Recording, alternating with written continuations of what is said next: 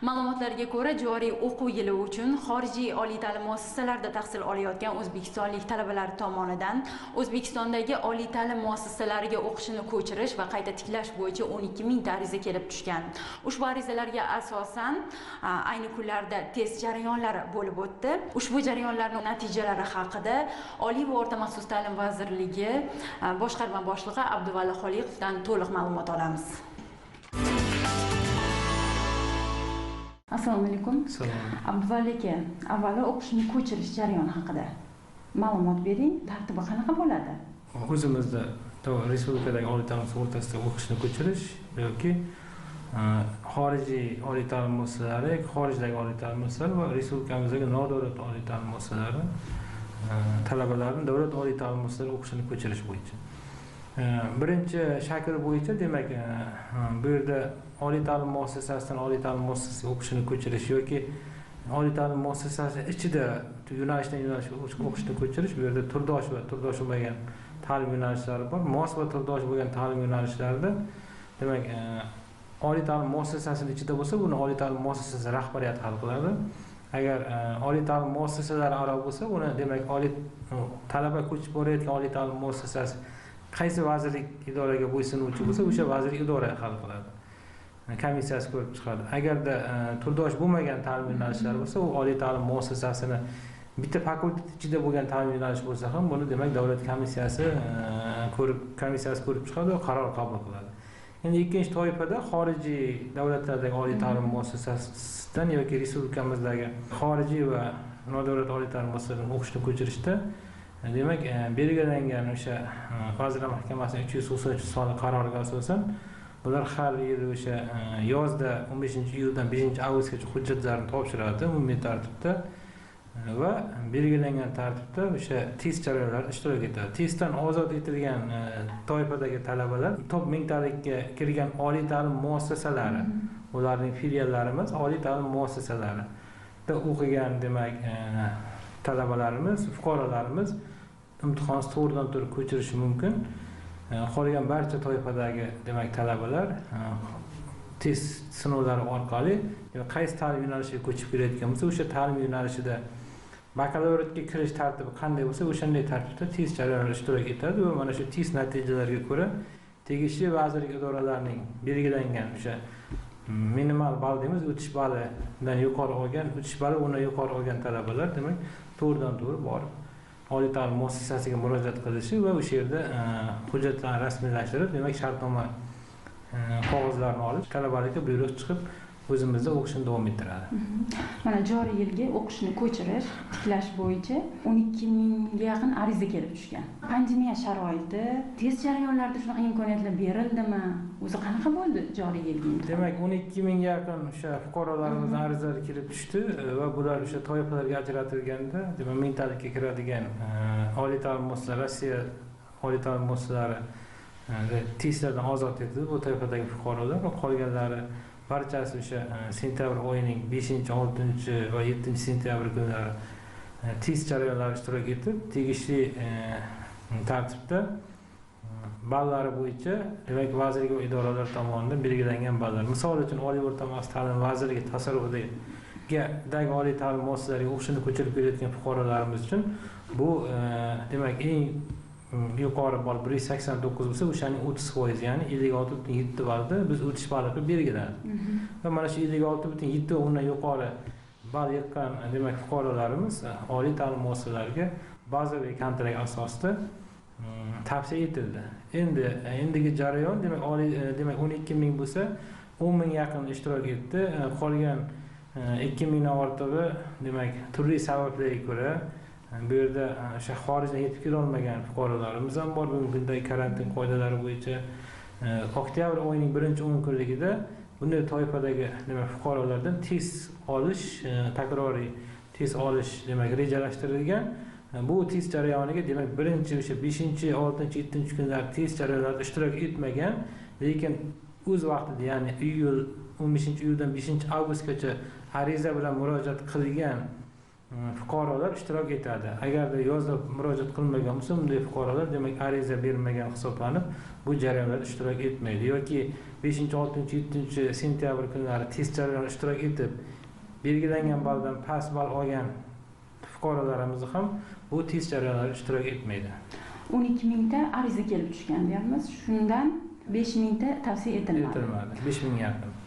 Endi baribir pandemiya sharoiti, uzoqda o'qishni ham o'zi bo'lmaydi. O'shalarni hisobga olgan holda o'sha 5 mingta talabaga qanaqadir imkoniyat berishmi?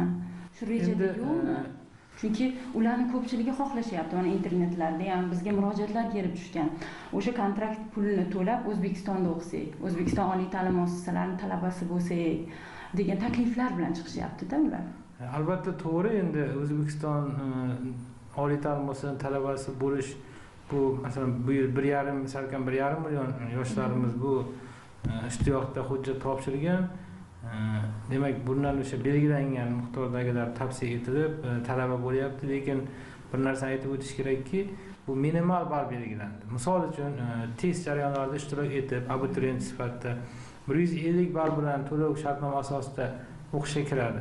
Aynan o'sha yerga masalan Qozog'istondagi yoki boshqa Qirg'izistondagi yoki boshqa biror oliy ta'lim muassasasiga hujjat topshirib qo'yib, biror marta bormasdan,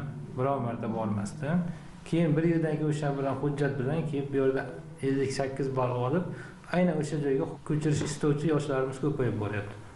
Lekin aynan hammasini shunaqa deya olmaymiz-ku. Endi topshirganlarni shunaqa deya olmaymiz, lekin bugungi kunda o'sha belgilangan minimal ball bor 30%, demak o'shani yuqori olganlarni tavsiya etildi. Qolganlari demak bu yil imkoniyatdan foydalanolmagan bo'lsa, o'sha yerda o'qishni davom ettirib, keyingi yil yana o'sha test hujjat ko'chirish bo'yicha arizalar berish imkoniyatiga ega. Bu imkoniyat bir marta emas, yillar davomida o'sha berishi mumkin. Bahorda hammaning xabari bor, qo'shni davlatlardan 55 ming atrofida yoshlarimizga tavsiya berildi. Mana shunda ham juda ko'p muammolar haligacha bor, uni tan olishimiz kerak.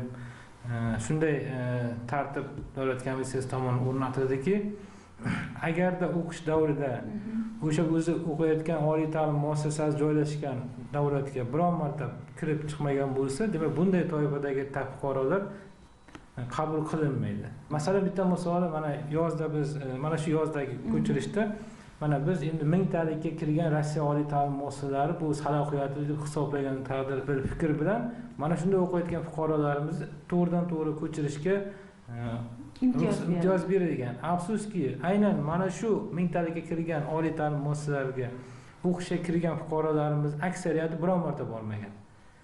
Masalan, bunday imtiyoz, bunday toifadagi fuqaroga berilmayapti imtiyoz.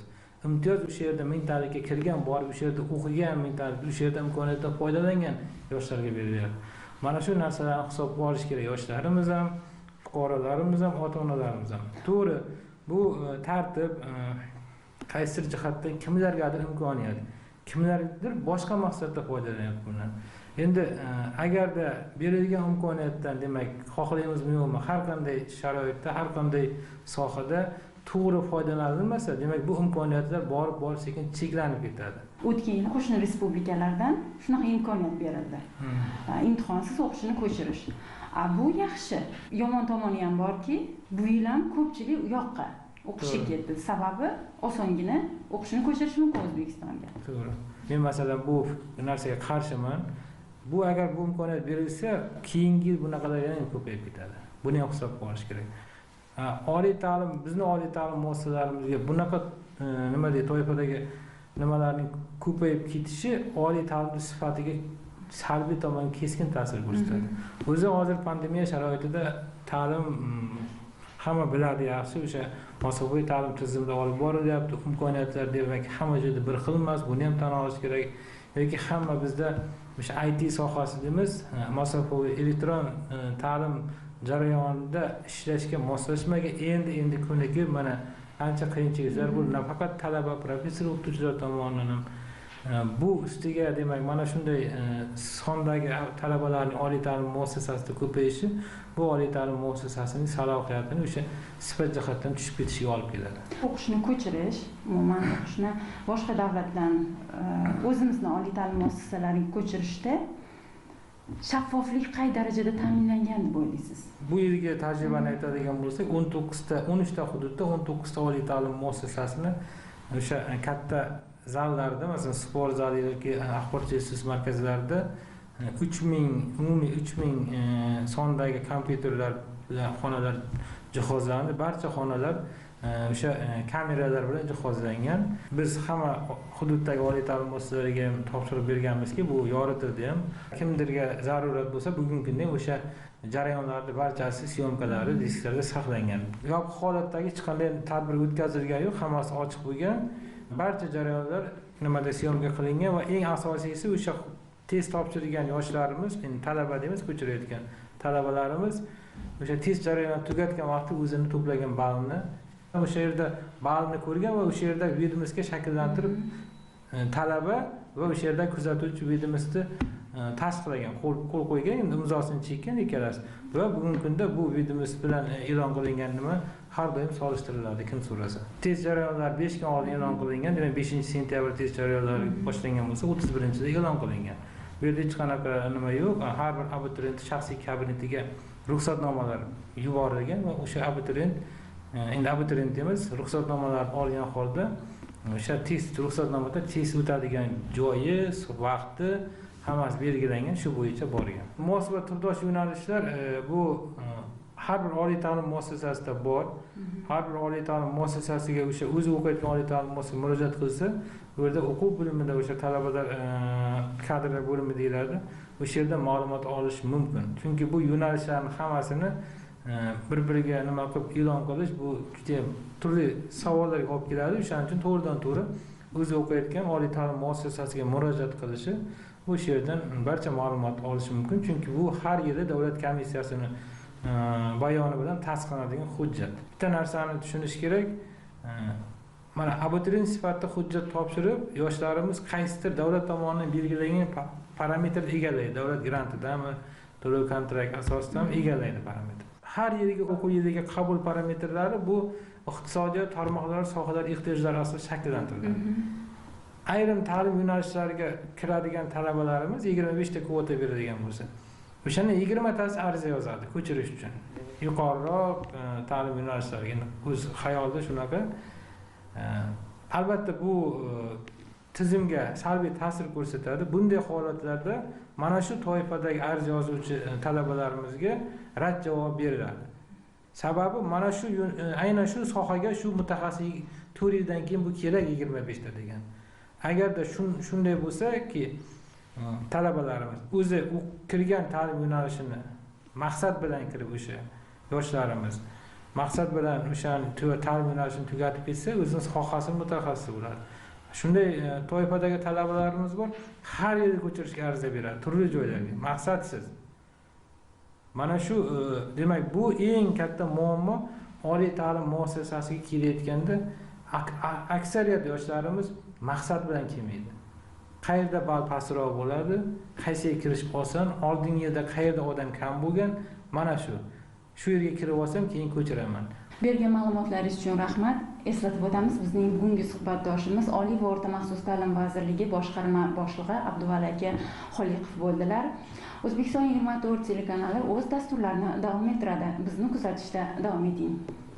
Rahmat sizga, sog' bo'ling.